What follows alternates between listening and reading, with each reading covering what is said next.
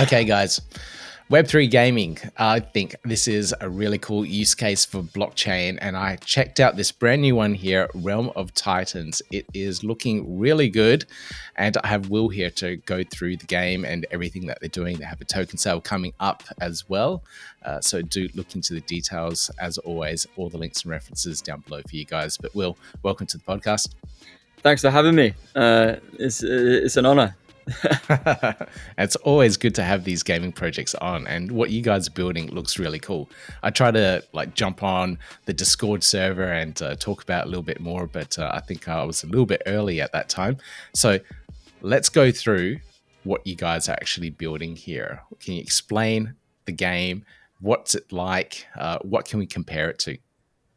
Yeah, so Realm of Titans is a fully in-browser MMO ARPG with earning capabilities, and so super easy to access. You know, you could just visit rowtitans.com and jump straight into the game. If you want a comparison, if you've played games like Dauntless or Monster Hunter World, and even like Breath of the Wild, that's at least the graphics, but also combat style that we're going for with that fusion of MMO and MOBA there. I have to be honest, I haven't played any of those particular titles. I think I'm a bit more of an old school gamer when it comes to that. So how far along the development timeline are you guys? Yeah, so we're we've been around a while. We were previously known as Planet Pals, and we rebranded not so long ago, maybe like Q3 last year. Just fits our sort of vision better. But yeah, where are we on the development timeline? We're about to drop a demo right after the pre-sale. So 1.5, 2 months after our pre-sale, which is coming up on the 29th, we're going to drop a demo which will be in browser, and players can test out the game, go into an expedition, which will be the map we've been working on for a while now, Terra Divina, which is a beautiful sort of like forestry terrain. But as you go through the map, it sort of transforms into this icy mountainous area where the sort of boss dragon is. And so the objective of this demo is going to be to go and obviously test out the game, get a feel for the combat mechanics, and also earn a little bit of dust along the way, as we'll do some sort of quests on the dashboard for people to go and find things in the map and so on. Yeah, I did see some of those screenshots of the game. It does look pretty cool. Now, I have to ask, how does all the Web3 side of things get integrated into the game? So we're earning dust. How do we need to connect a Cardano wallet to the game? It is in browser. That's pretty good. It keeps it really accessible. But how does the Web3 side of things work?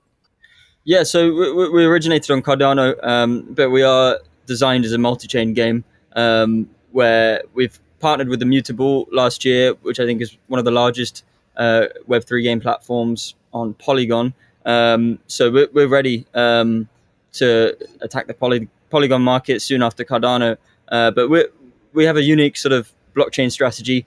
We're largely a centralized game, but also with decentralized technology. So we have something called the Intergalactic Bridge, which is where players can take their in-game centralized items and exchange them or mint them on-chain.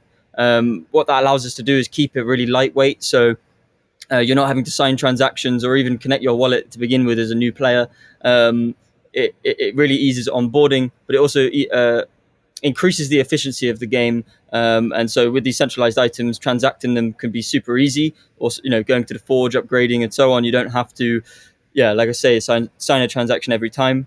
But that bridge allows people to bridge their in-game assets on-chain to go and transact it, peer-to-peer on other NFT marketplaces, dependent on the chain that they choose, right? So we're all about accessibility, making it as smooth as possible, but also designing for a very lightweight protocol that sort of attaches on top of our game. So it's not meant to be very obvious. It's more just meant to be, come look at our great game, get addicted, and then oh my gosh, I can actually mint these on chain and transact them with my peers. So that's sort of our approach with blockchain.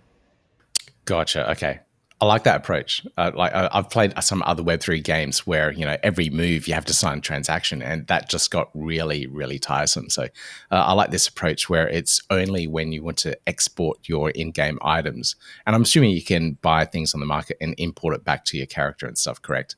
Yeah, of course. Yeah, absolutely. Yep. Yep. Okay. Brilliant. All right, this is really cool. I love the approach here. Graphics are looking really good. Now, how on earth did you guys fund yourselves to get to this point? Because I know Web3 gaming, gaming development in general, just costs a fortune. Designers, developers, storyline writers, music, like it's the whole works. How did you fund Right. yourselves? So as I said, we've been around a while, since mid 2021, and we minted out 12,000 original NFTs, which is what kept us funded for a large part of the last few years. But we have also been bootstrapping it ourselves, given how the market's been behaving over the last few years. It wasn't easy to generate revenue, or even hold on to what we had, and so we raised an initial capital through an NFT sale, and then as those funds sort of dwindled, we started to put our own cash into it as well from our own involvements with other things. But yeah, we've been mix of both community and our own pockets for sure.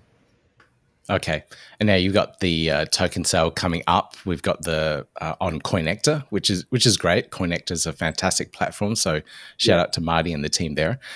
Now, what is the Dust token for? Like, we're earning Dust. Is it just like a reward token, or does it have in-game utility as well? Yeah, I mean, it has ultimate in-game utility, in a way you'd expect, like gold in RuneScape, for example, if you know that game. Sure do. So yeah, great. So when you go to the Forge, for example, you're going to have to pay a small fee in order to create an item, or upgrade, or even disassemble. And so there's something like that. That's one example. Another example is like the fee that you need to pay to create a guild, and also that's a whole another subsection where you can imagine how much dust gets transacted around a guild. But yeah, essentially, dust is tied into pretty much every action in the game, and so if you're going on an expedition, you're probably going to be paying to travel to that planet that you're going to. And then also, if you're wagering dust against your opponents in the arena, that's also another use case. So dust really is tied to everything within the game. Outside of the game, or you know, in a way that is not directly tied in the game, dust is stakeable for half of all game revenue, and so that includes things like the what I just mentioned, so forge fees, game fees in general, but also our primary revenue sources. So that would be cosmetics, so like skins, stuff you'd find in League of Legends, which are great sort of models for generating revenue without affecting gameplay, or the balance of the game, and then also battle passes. So that is the primary sort of attraction for people to get involved in the sale, of course, early on. But you've got the outside utility for people that maybe just actually can't be bothered to play the game to stake, but also be contributing right to our ecosystem, and therefore being rewarded. But yeah, that alongside everything else in the game, where it has utility. Now, I have to ask, like, how did you form this team? Like, to do the game dev, the graphics, and all that stuff. I know you guys like came about like in 2021, but how do you? What's your skills? What's your background here to develop something like this? Yeah, so my background personally is product design. I specialize in like UI UX design, specifically web apps. And also, I'm a bit of an entrepreneur. I love business. I always have since I was like 16 or something. I was trying to do online businesses. And then my brother, Stale Dev, who a few people know in Cardano for sure, he has a background in development. I mean, he's incredible at what he does, back end development. All the stuff that I wouldn't have a chance of understanding. But yeah, no, built a great team. But I think what we struggled with in the first couple of years trying to build the game was trying to do it all ourselves. So Stale trying to develop the game himself, me trying to develop the assets myself, and we were trying to do everything. And so what we've luckily managed to find is a brilliant game studio that can help us actually achieve our goals better than we ever would be able to do solely on our own. And so it works really well because you've got my brother who's CTO and in charge of the technology, making sure that we're doing the best things possible on that side of things. And then you've got myself who's very much on the product side. So you've got front end and back end, and that really synergizes where he's able to manage what I can't and vice versa. And we can come together and as brothers eventually agree on something. Yeah, you hope so. I did meet Stell back in 2022 at Rare, no, at CNFT Con as well. No, at Rare Evo. Yeah, we had lunch. So yeah, Nice. it's pretty cool catching up and learning a little bit more about what he does. But for those that don't know, Stell was probably the dev that brought NFT marketplace trading to the Cardano ecosystem with cnft.io. So that was well back in the day. If you were around, you would have been trading on that platform. Unfortunately, it's gone now. But we've got other replacements, but was quite a pioneering part of the Cardano ecosystem. I mean, even before that, actually, Stale developed the escrow system on Discord for Spacebuds. After the Spacebuds had minted out, people obviously couldn't trade them, and so we developed the escrow system for that. And obviously that cascaded to Wow. CT. But yeah, so he's got deep roots. Yeah, most certainly. Wow. Okay. I didn't know about that bit. All right. Thanks for sharing. All right, guys. We've got the token sale coming up on the 29th of July at 4 p.m. UTC. Links all down below. You can find out more information at Coinecta or on the ROT website. Now, do you have anything else to share with the community? Anything else that we need to know about before we sign off on this interview? The pre-sale is a Coinecta exclusive, so you'll need to stake their token in order to take part in the sale. So just want to make that clear to anybody.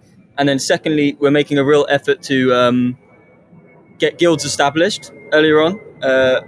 Essentially, our platform V3 that's coming out soon will also have a guild structure added post pre-sale. But currently, we've got a sort of a preparatory guild system in our Discord, which is highly incentivized in terms of engaging and trying the demo. And so, get involved. We're a highly competitive game, literally designed for guilds. And so, join up and make yourself known before too many people are there. All right, brilliant. Thanks for that, Will. Like I said, all the links in the show notes down below. And thank you so much for joining me on this podcast episode. I'm looking forward to playing the demo. Thanks, Pete. Much appreciated. Cheers for having me. Yeah, gotta do it like that. You've been listening to the Learn Cardano podcast. Gotta get it hype. Crypto is what we like, but this is not investment or financial advice. Gotta do your research, cause it's risky. We know it is. This show is educational and it's informative. Crypto's the future, really, it ain't no debating.